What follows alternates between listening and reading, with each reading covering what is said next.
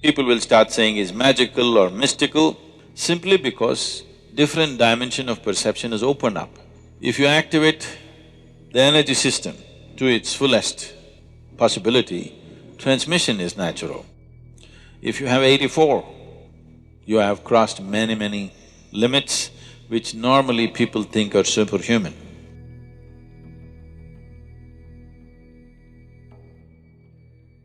Namaskar, Sadhguru. I wanted to know, how does the Guru transfer the yogic knowledge or information by means of transmission? The mechanics of it? The mechanics of that. How is it done? Like a cordless microphone, you know. See, without being wired, you're able to transmit. You're quite capable. It's happening, isn't it? So how? See, of the 114 chakras that are there in the body, a chakra literally means a wheel.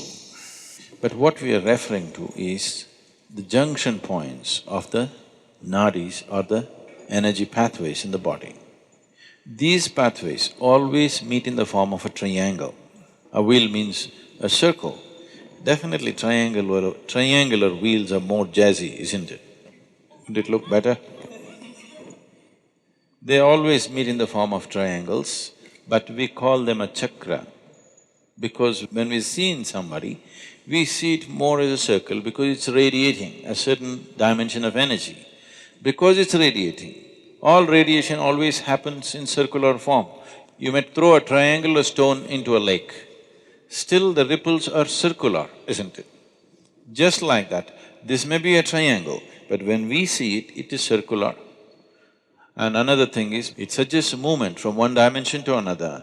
We say it's a chakra because it takes you across. So there are 114 chakras in the system, major chakras, there are more. Major chakras which can be worked upon are 114. Out of this 114, 2 are outside the physical body, 112 are within the body. Out of this 112, 4, there is nothing much to do about them. That is, if you work the other things, these things will happen by themselves. They don't need any system to be worked upon. So 108 are the things that can be actually worked upon. So there are 114 systems of meditativeness. Adiyogi taught 112 different ways to realize. So, when he sat down with the 7 sages, the Saptarishis, he was expounding as to how the human mechanism functions. And there are 114 out of these 112. So he spoke about 112 ways of attaining one's ultimate nature.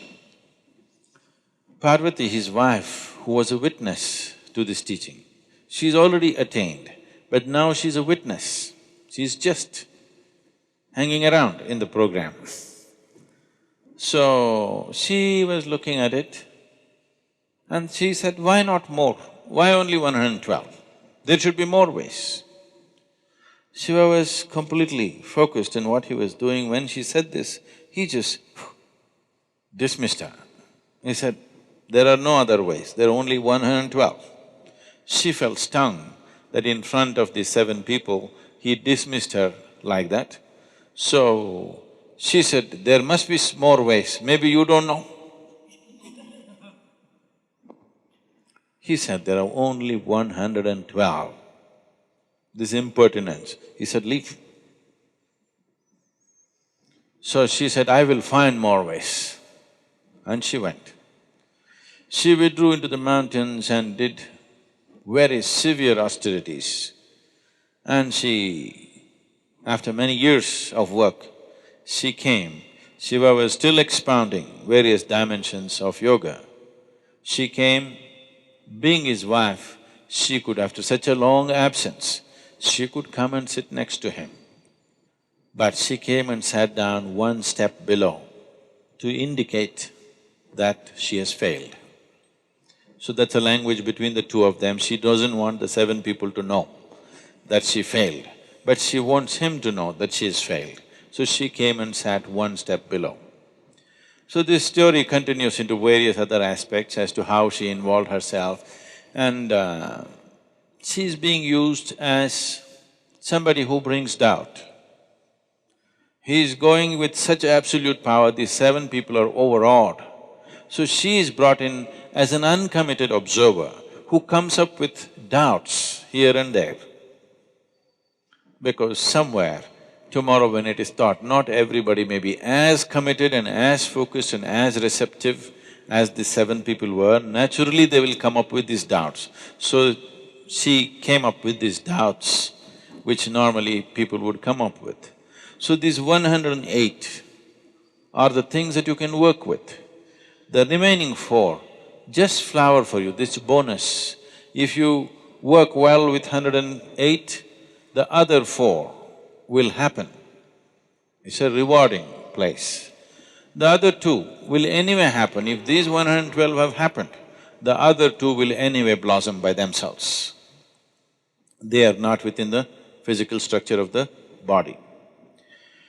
So these 108, this 108 is a number that is manifested in this system because of 108 being a significant process or a significant number in the making of the solar system. So the diameter of the sun and the distance between the planet and the sun is 108 times over. The diameter of the moon and the distance is 108 times. Many ways you will see 108 being a proportion in the making of the solar system. That is the reason why, otherwise maybe we would have had 160. If suppose we were born in Mars, maybe we would have 160 or whatever. You must check the men and see. The important thing about Hatha Yoga is to constantly acknowledge that this body has taken shape like this body has become this kind of manifestation mainly because the way the potter's wheel is, because of the solar system, the way it is, that is why this manifestation. So Adi Yogi very clearly said, if this human body has to evolve further, some dramatic or drastic changes need to happen in the structure of the solar system. Only then the structure of the human body will change because it's reached its fullest development in terms of physical structure. Now, one can transmit effortlessly if all of this has opened up. If all the 112 are on, transmission is effortless. You want something to happen there, you don't have to go there, you can sit here and make it happen. To live a normal life, to live a full-fledged physical life, you need only 21 chakras. 21 chakras in your body are reasonably operating, nobody will think anything wrong with you. You will be full-fledged human being. What are the remaining things about? The remaining things, if they open up, it opens up various levels of perception. It opens up dimensions of perception that suddenly people will start saying is magical or mystical, simply because different dimension of perception is opened up. So, only 21 are needed to live a full-fledged life. The remaining are only about higher dimensions of perception, that you are no more human. In other people's understanding at least, you're very much human, this is human system, because most human beings do not… the majority does not flower. See, right now, the coconut trees in Tamil Nadu, I think our trees are yielding some 90 nuts per year, per tree. A better managed farm in Tamil Nadu would yield 120, 125. The same coconut tree in Kerala yields 45 nuts to 50 nuts. The same coconut tree in Karnataka and West Bengal yields 240 to 250 nuts. It's the farming which is different. Tamil farmers, they're trying to grow coconut trees in black cotton soil, thinking it's the most fertile soil. Black cotton soil is very fertile for paddy cultivation, cotton and other things, not good for coconut. Coconut needs to be grown where it is slightly, little bit of rubble in the soil. Here, if you dig, it is like toothpaste, the soil. Now, when you irrigate this land, it's very nice. Immediately coconut tree senses life and puts out its fresh roots. When it dries, the contraction is so big in the black cotton soil, you will see it all cracked up like this. So it will squeeze all the roots, all the tips of the roots will be crushed and it cannot grow. Every time it puts out, when it dries, it gets hurt. Every time it puts out, when it dries, it gets hurt. It needs little bit of rocky soil. You can try this. You put one little small piece of stone inside, 2 feet inside the earth, water it. After 15 days you open, everything else will be dry. Just beneath the rock, there will be little bit of dampness. So always coconut tree goes and puts its tips of its roots beneath the stones because it knows always it is wet, always that will be damp and it will be protected, it will not be crushed. The same thing with a human being. A human being will not flower to his full potential unless you create an appropriate atmosphere for him. Internal and external, but largely fortunately internal, because we are mobile, we are not like trees, we cannot stand in one place and have the same atmosphere all the time. But there are people who do this. In India, this culture is there, this is called as Kshetra Sannyasa. Kshetra Sannyasa means we will fix a radius. Let's say here we'll fix a radius from the Dhyana Linga. We will say this much is highly energetic. So those who want to just soak in that all the time, they will take a vow that they will never leave this diameter. This radius, they will not leave and go, they will always be in that only. This is a simple intelligence, like a coconut tree, if it decides to trek up the mountain. It does very reasonably well here, but if you put him up the mountain, in one day he will be down. The wind, have you gone up the mountain? No. If you go to the seventh hill, almost any season, wind will be at least like 50 to 60 kilometers. In the windy season, it'll touch 120 to 140 kilometers per hour. If you stand like this, it'll just throw you out. It's that strong. So if this guy goes and stands there, he won't stand for an hour. So, he better stay here.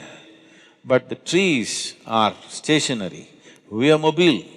For us to maintain an external atmosphere which is always conducive is difficult. So some people take this step which is called a Kshetra Sannyasa, they will not move out of that space. They fix a radius and just within that. So, because you want to soak in that external atmosphere, but the internal atmosphere is the most important thing for a human being as to how he keeps his interiority, that he builds this is called a kavacha, that you build a cocoon around yourself, a protective cocoon. Wherever you go, you are in the same atmosphere as far as you are concerned. It's like you get into an airplane, it goes up 35,000 feet, definitely your body wouldn't last there. But now you're in a cocoon, a pressurized chamber. Because of that, you manage. The same thing with the submarine. You wouldn't manage that pressure in the sea, but because you protected, you manage. So like this, you create a cocoon of energy around yourself. Wherever you go, you are not a part of it, you are in your own cubicle that you're walking with. You carry your own cubicle, you don't get into anybody's space. You carry your own little space wherever you go. Otherwise, you restrict yourself. But the important thing is that all the chakras are on means you can simply transmit anything that you wish. The problem is always of receptivity. In the past, I've been saying this. I have initiated more people into meditativeness, those that I have never met and seen, than people that I sit with and conduct programs with. We've conducted programs at the most for a few million people, but we've initiated many, many more people. They're meditative, But many fools do not know they can meditate. When they sit, not for meditation, they don't even know that they must meditate. If they sit somewhere, their experience of everything is way better than others, but many of them still don't have the brain to understand that they are naturally becoming meditative without any effort. Some have, and they sit down, others don't sit down, but their experience of life is way better because they're meditative in nature, because they've been initiated directly. So we can transmit this to anybody. Receptivity is the problem. To generate receptivity, there is a lot of work to do. So, you can sit here and let's say you run a radio station, you can transmit in the air very easily. But if nobody has a radio, what is the use? Let's say you started transmitting from a radio station before Marconi came, and nobody has a radio, but you're transmitting and transmitting. What does it matter? Nothing happens, isn't it? So, that is always there. There is some impact of the transmission on people, even if there is no receptivity, but it does not translate into other dimensions because there is no receptivity. It is easier to transmit to rocks than to human beings. I'm not trying to praise rocks and insult you, but it's easier to transmit to rocks because certain type of rocks have the necessary physical integrity, but they don't have a brain. They don't think themselves out of things. See, the problem with human being is largely he has thought himself out of many natural capabilities that he already had. Aren't people thinking themselves out of their joy? Haven't they? How they were when they were children, haven't they thinking themselves out of their joy and love and natural things that they had? So, human beings are thinking themselves out. Because of that, whatever you give them, they can think themselves out. Today you teach them something, well, you have seen many of you, they come to Bhava Spandana and we blow them out. It's really a hit. Oof, everybody is hit and fantastic and dripping with ecstasy. But after 6 months, they will think themselves out of it. So, not everybody knows how to use their thought in a constructive manner. Largely they're thinking themselves out of their well-being. They were quite well when they were children, they thought themselves out. So thought is not working always for human benefit. Most people do not know how to use it for their well-being. Largely people are using it to work against themselves. If you activate the energy system to its fullest possibility, transmission is natural. You don't even have to go all the way. If you activate 63, you can transmit quite powerfully. That is the symbolism of the Tamil culture is based on 63 Nayanmars. They call them 63 sages who came, who transformed Tamil culture in a big way. They brought spirituality to everybody's life. This is… one thing is those 63 people, maybe there were more people, but for the sake of symbolism, they left those people and mentioned only 63. Any temple you go, you will see small images of 63 images. Because if you have 63 chakras going, we can say you are a sage, beginning to be, early sage. If you have 84, you have crossed many limits which normally people think are superhuman. If you reach 108, that means you're completely there. 114 or fully on means you and him will be same, no difference. If you become receptive, I don't have to come here and explain things to you, somebody need not teach you how to bend, what to do, nothing. You will know everything about human mechanism, everything, from its origin to its ultimate.